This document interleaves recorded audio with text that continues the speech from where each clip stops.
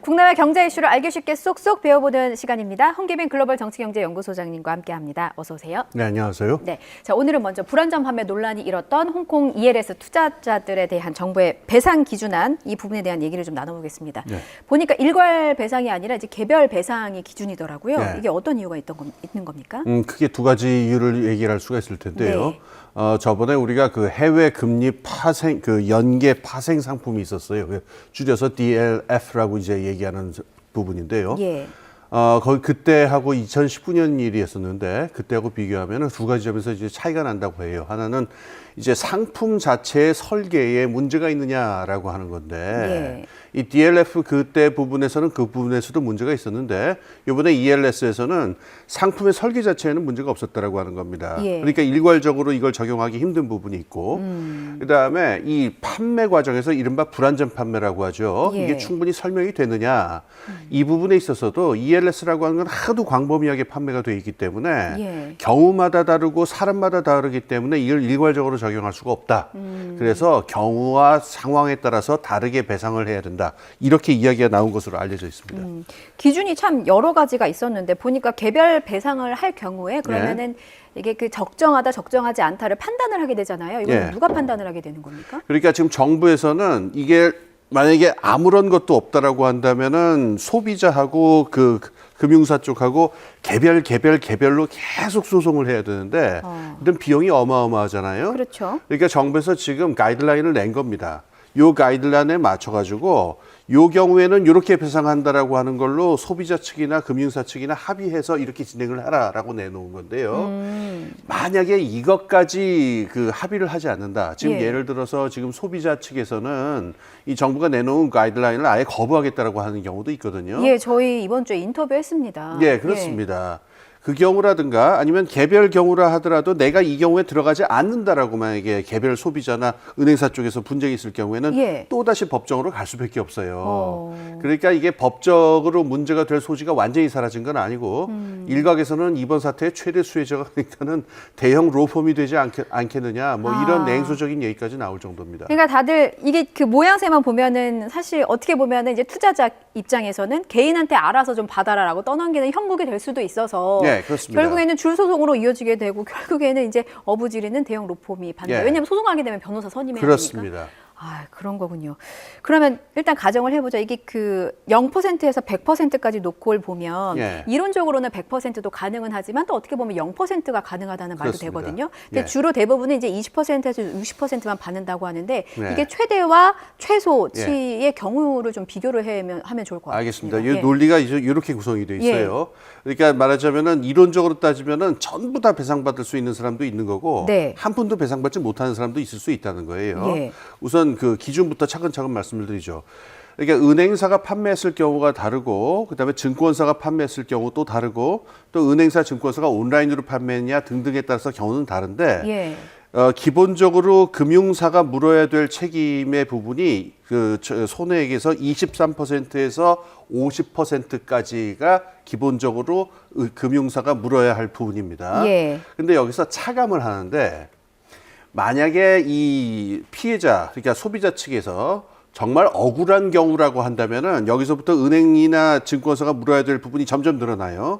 크게 세 가지 카테고리가 있는데 첫 번째로는 이 금융 취약계층이라고 해서 65세 이상이라든가 이 금융 부분을 제대로 이해하지 못하는 분들, 이해하기 힘든 분들의 경우에는 이건 은행 쪽의 책임이 좀 더 늘어납니다. 그러니까 어르신들에게는 설명을 더 꼼꼼하고 세세하게 해줘야 할 필요가 있다고 이제 의무를 지우는 거죠. 그렇습니다. 그래서 이게 늘어나고요. 그다음에 불안전 판매, 그러니까 설명이 제대로 되지 않았다라고 하는 경우에 이 경우에 또 늘어납니다.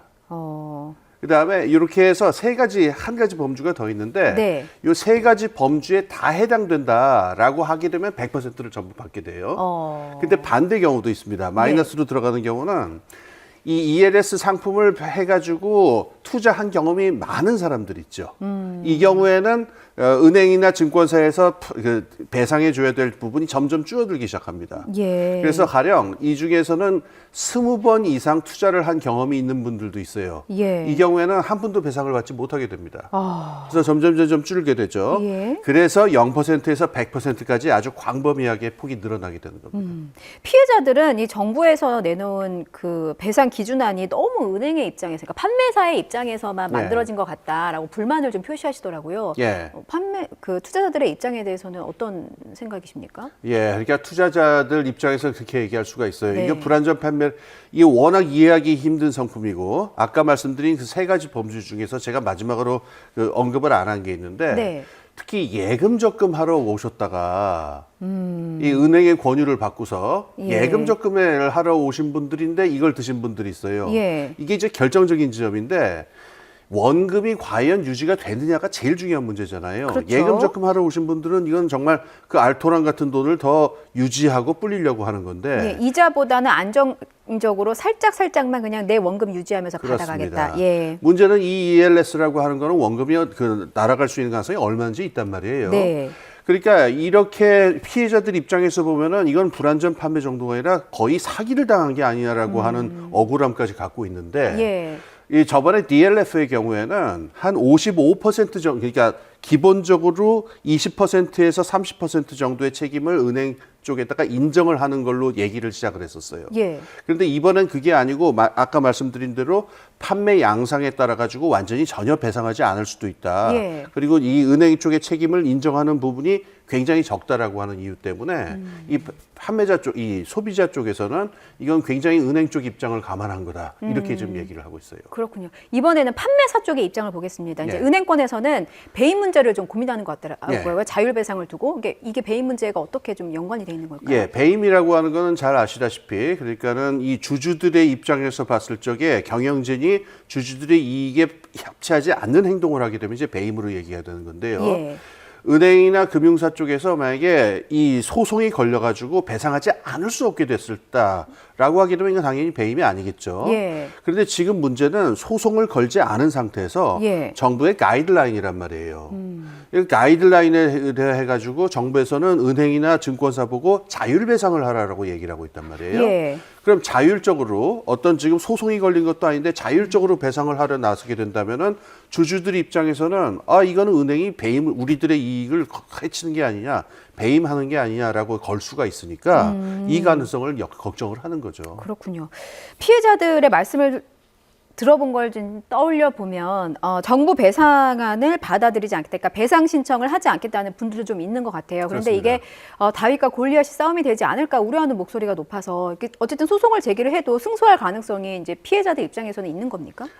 그게 좀 불투명한데요. 네. 지금까지의 경험을 보게 되면은 거기서 어떤 딱이 이렇다 할 만한 결론이 나오지 않는 경우가 많고 특히 이 소비자들이 이렇게 어떤 자신들의 이익을 보호할 수 있을 만한 결론이 나오는 경우가 그렇게 많지가 않다고 그래요. 네. 그래서 정부가 이번에 이 가이드라인을 준비한 저 배경도 그런데 이 배임이다 뭐다 은행 쪽에서 그다음에 피해자 쪽에서도 이거를 억울하다 전액 배상받겠다 이런 식으로 해서 전면적인 어떤 법률 전쟁으로 가게 될 경우에는 네. 이거는 마찰과 비용이 너무 심하니까 이거를 최대한 줄이겠다라고 하는 걸로 이 가이드라인으로 웬만하면 합의 봐라라는 식으로 지금 몰고 가고 이제 인도를 하고 있는 셈인 거죠. 그렇군요.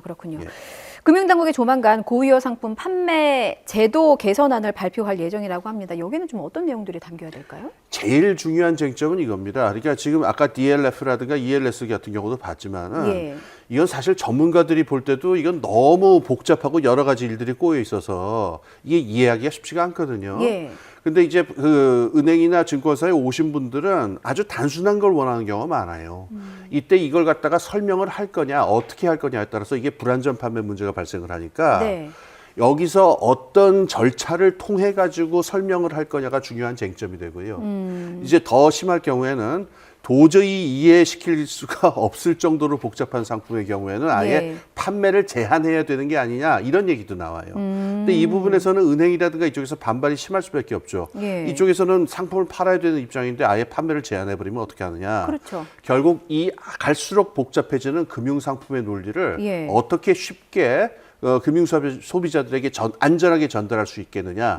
이게 이제 제일 중요한 관건이 되겠죠. 예, 그런 부분이 이제 정부의 대책에 잘 담겨 있는지를 지켜봐야 될 것 같습니다. 다음 주제 넘어가서요. 정부의 신용 대사면 정책 살펴보겠습니다. 대출 연체자 300만 명에 가깝습니다. 298만 명의 신용 대사면을 실시한다고 하는데 네. 굉장히 많은 수치네요. 예. 요 내용부터 좀 말씀을 드릴게요. 네.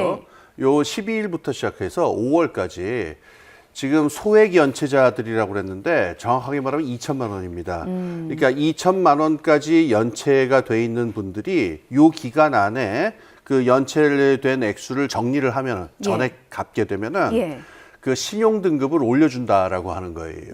그러니까 이분들이 지금 연체가 돼서 신용 등급에서 지금 낮아진 상태니까 이거를 원 상태로 돌려놓는다라고 하는데 이렇게 될 경우에 혜택을 볼 수 있는 사람의 숫자가 한 340만 명이 되지 않겠느냐. 그러면은 이제 평균적으로 신용 점수가 평균적으로 한 37점 정도가 올라가게 된다.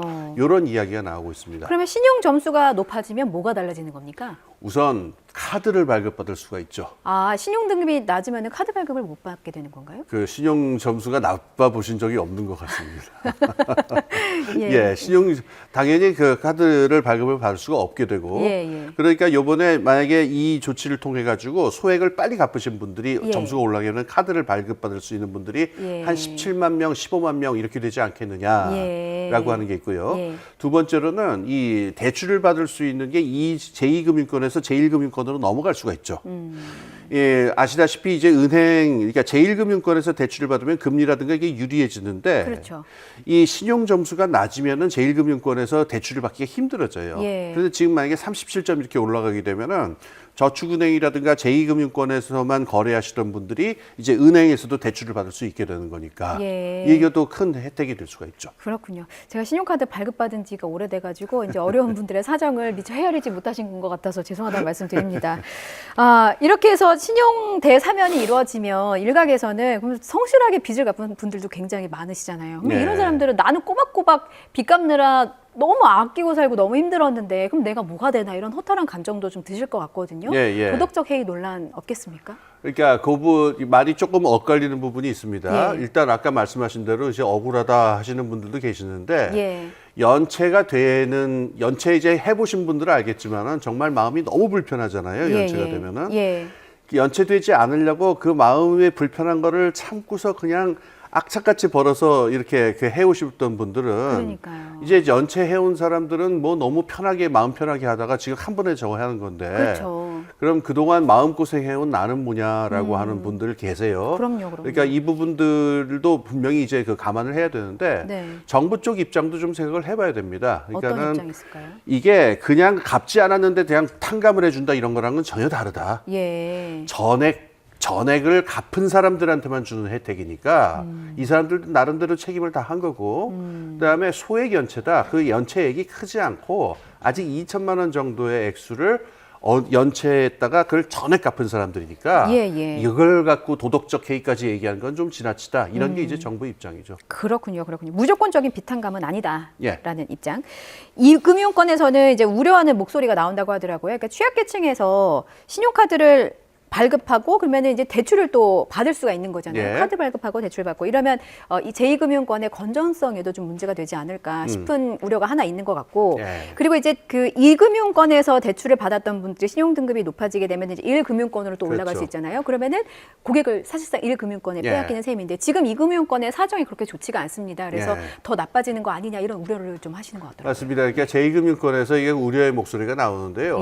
기본적으로 이분들이 갖는 시각은 이래요. 그러니까 이 신용점수라고 하는 게 이게 그냥 막 말하자면 누구 벌점 옛날에 우리 꼬마 때 초등학교에서 뭐 반장이 지각하면 또 벌점 주고 이런 식으로 떠들어서 벌점.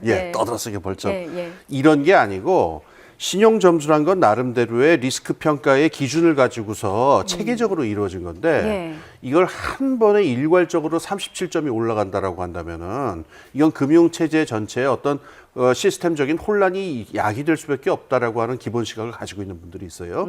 이제 그게 구체적으로 나타난 게 방금 지적하신 문제인데 저축은행이라든가 제2금융권 입장에서 보게 되면은 이 소액 연체를 빨리 다 갚아버릴 수 있는 분들은 네. 상대적으로 우량한 차주분들이라고 말할 수 있어요. 그러니까요. 사실 2천만 원이 그렇게 또 소액은 아니거든요. 그러니까 예. 목돈으로 한번 마련하려면은 그렇죠. 상당히 큰 그렇죠. 돈이기도 하고. 그래도 한 달, 한두 달 사이에 2천만 원 한 번에 다 갚아버릴 수 있다고 그러면 예. 자금 여력이 좀 있는 분들이니까 예. 제2금융권 입장에서 보면은 이거는 괜찮은 고객들이란 말이에요. 그렇죠. 근데 이분들이 지금 신용점수가 올라가게 되면은 대출을 다 갈아탈 수가 있어요. 예. 은행 쪽으로. 예. 이렇게 되면은 고객을 잃는 셈이 되는 거고. 그렇죠. 두 번째로 이분들이 빠져나가고 새로 들어오는 그러면 차주들은 어떤 사람들이냐면은 상대적으로 신용점수가 낮은 사람들이 들어오게 되니까 이러면은 리스크가 더 커지는 게 아니냐. 아까 말씀드린 대로 그 전체 신용점수라고 하는 체계 시스템 전체가 37점이 이동을 하는 거니까 네. 이거는 결국은 피해를 자기들이 보게 되는 게 아니냐라고 예. 하는 게 제2금융권 일각의 시각인 것 같습니다. 그렇군요. 알겠습니다. 이게 그 경제 문제와도 계속 그 얽혀 있는 부분이기 때문에 네. 이런 부분들까지 좀 세심한 배려가 좀 필요할 것 같다 생각도 들었습니다. 지금 한 주간의 경제 이슈 살펴봤습니다. 지금까지 홍기빈 글로벌 정치경제연구소장과 함께했습니다. 소장님 고맙습니다. 네, 감사합니다.